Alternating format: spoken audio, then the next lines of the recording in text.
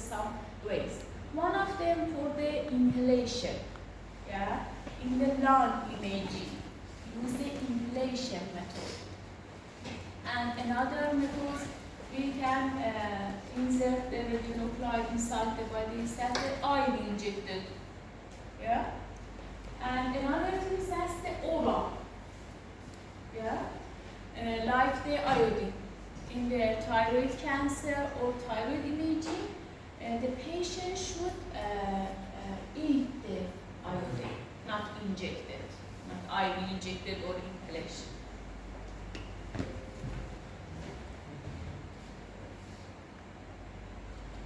And for the kidney imaging, this is another application, is neurology, for example, either as Alzheimer and Parkinson. This is one of the applications that is current nowadays.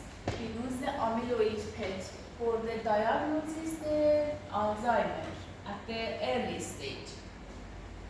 This is another application of the PET scan. And nephrology and are you tired? Yes? For the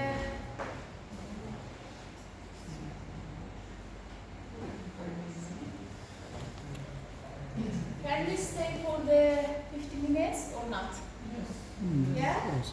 It's okay. At the 9, we can go to the rest.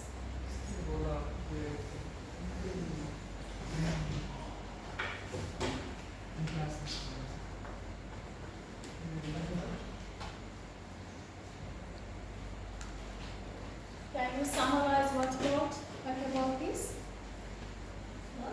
Okay, I see.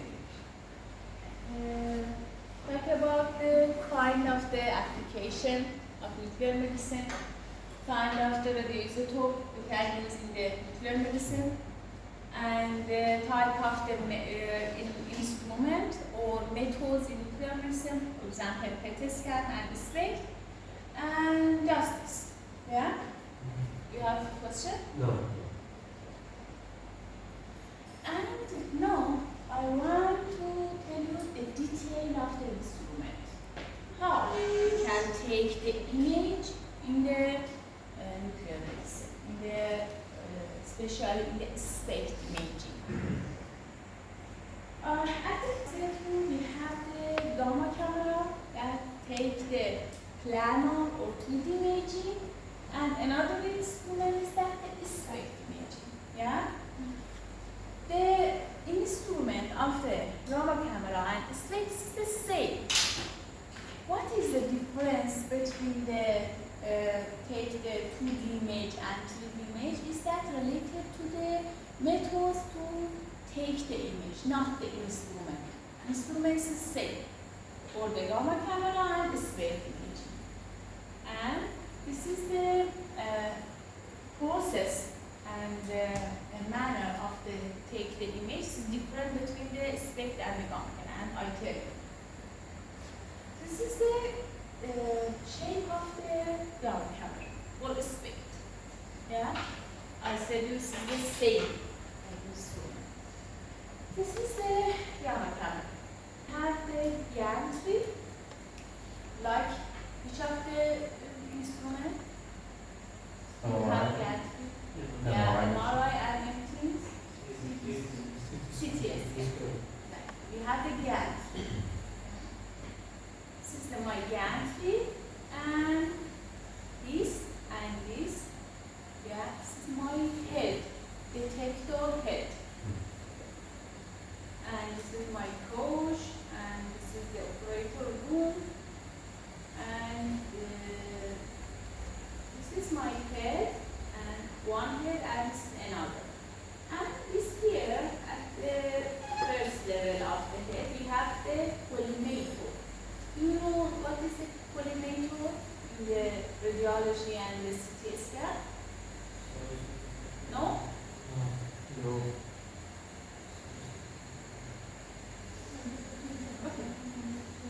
This is the typical gamma camera system.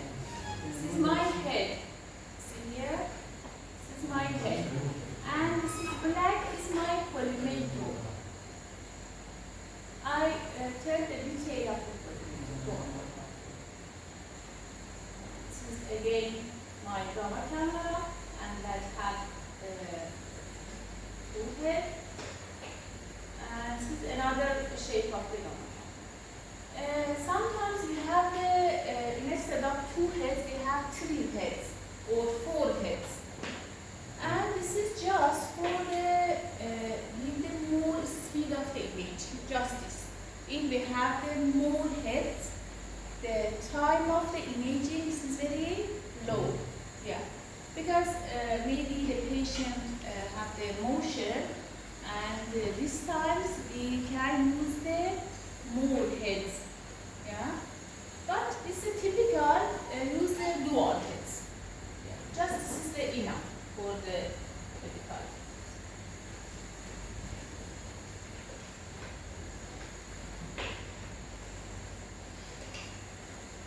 This is the schematic of the detector head. I said we have the gamma camera, and the gamma camera have the in the typical have the two detector head. Yeah. This is the element of each detector head. This is my source or patient. Yeah, I injected the radionuclide in the patient. This is my source. And lie in the coach of the my gamma camera. Yeah, magic. After injected the radionuclide to the patient, after that start emitting the gamma ray. Yeah, and gamma ray emitted from the patient and received by collimator. Yeah, and after that received by crystal or detector, and after that PM tube, and after that localization electronics, and after localization electronics to determine the X and Y of the photons, we can have the image of the body.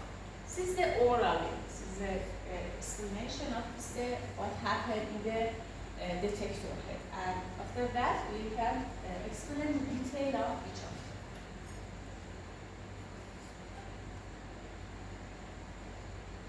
Okay. The component of the detector head, what is? Collimator, crystal, PM tube, and localization electrode.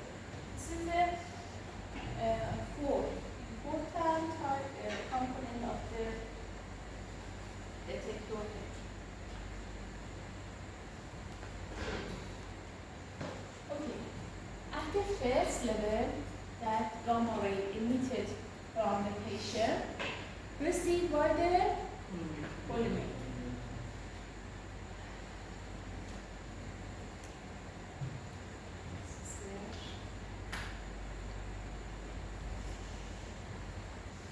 This is the shape of the polymer.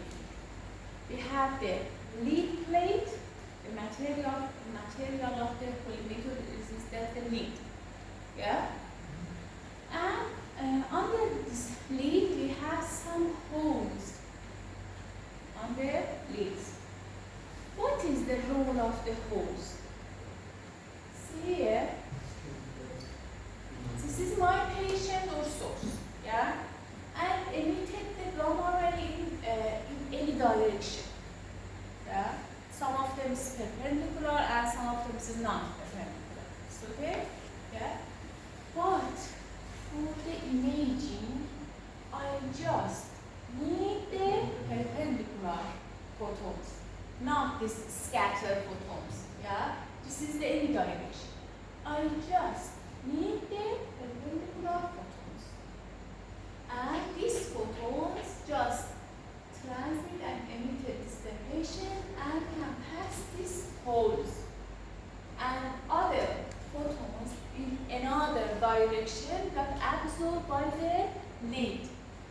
Yeah? We have the plate, have the some holes on the plate, and these holes just allow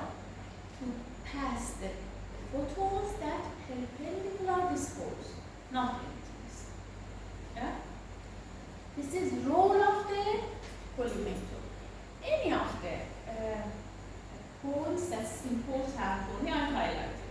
And for the exam, you can use this. Each of them, I think this is hard for you or this is not important for you, so don't highlight it. If it's just highlighted, this is important. Okay. What is the role of the collimator?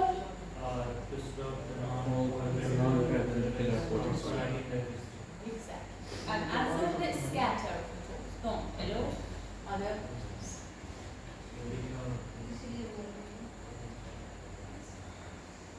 Okay. See here, we have two scenarios of if I use the collimator and if I don't use the collimator. At the first, for example, this is my source or my patient that the nucleoid absorbs is one organs. Yeah? For imagine this is my heart, and the nucleus is absorbed this part and emitted the gamma. Yeah? This is the direction of the emitted that the gamma ray from the heart. Yeah? See here, please. One of this here we don't have the collimator. Yeah? One of the photons is interact with here, and another photon is interact with here. The image of this source, this is the brain. Yeah? This is don't like this my source. You agree? Yes. This is the flat, but my source this is the circle. This is the bigger circle. Yeah? This time you won't have the collimator and allow any direction of the photons to receive the detector. Yeah? That compared with this here.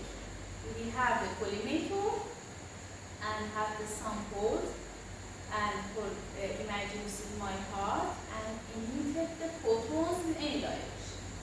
But collimator just allow the perpendicular photons, not the scattered photons. And the image of this is here. This is like this. Yeah? But this here we don't have the collimator. My image don't like my object. Yeah? This is the role of the collimator in the image. That just allow the perpendicular photons, not another direction. And when we use the collimator, the spatial resolution, this is very good. You know spatial resolution, the terms of spatial resolution in the medical imaging. Don't see anything about this?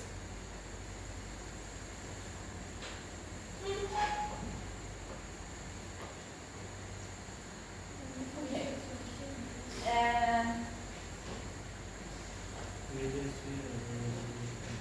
Imagine I have two elements in our body. So one, yeah, this is very near. Yeah. If I can distinguish between both of them, this is separated. Separate. This is very near. Yeah. If I distinguish both of them as a separate, this is the definition of the spatial resolution.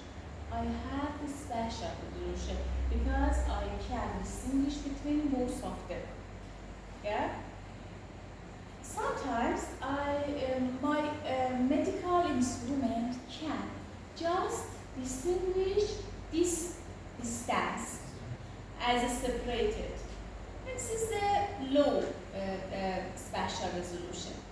Don't exactly very high spatial resolution. Yeah, this don't very the good instrument. Yeah, but if my instrument that separated both of them as a difference between them, this is the good spatial resolution. This is the definition definition of spatial resolution in the nuclear resonance and other things.